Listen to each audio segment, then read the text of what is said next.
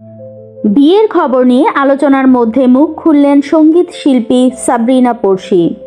গত বছরের 4 মার্চ যুক্তরাষ্ট্র প্রবাসী হামিম নিলয়কে বিয়ে করেন তিনি। প্রায় 1 বছর পর বিয়ের খবরটি প্রকাশ্যে এসেছে আজ। এর মধ্যে আজ সন্ধ্যায় এক ফেসবুক পোস্ট দেন পড়শি।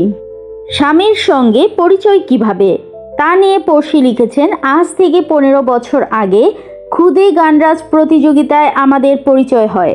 তবে প্রেম বলতে যা বোঝায় আমাদের মধ্যে তেমন কোনো সম্পর্ক ছিল না। জন্ম মৃত্যু বিয়ে আল্লাহর হাতে, আর সেই ভাগ্যচক্রেই আমরা একে অপরের জীবনে এসেছি। এটি পুরোপুরি পারিবারিক সিদ্ধান্তে।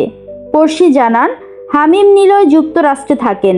কয়েকদিনের জন্য ঢাকায় এসে বিয়েটা সেরেছেন তিনি বলেন, তখনই দুই পরিবারের সম্মতিতে আকদ সম্পন্ন হয়। যেহেতু আমরা দুজন পৃথিবীর দুই প্রান্তে আছি এবং দুই পরিবারের আত্মীয় স্বজন, বন্ধু, শুভাকাঙ্ক্ষীদের ভালোবাসা ও প্রত্যাশার কথা ভেবে আমরা চেয়েছি সুন্দর সময়ে একটি অনুষ্ঠান করে বিষয়টি সবার সঙ্গে ভাগাভাগি করতে।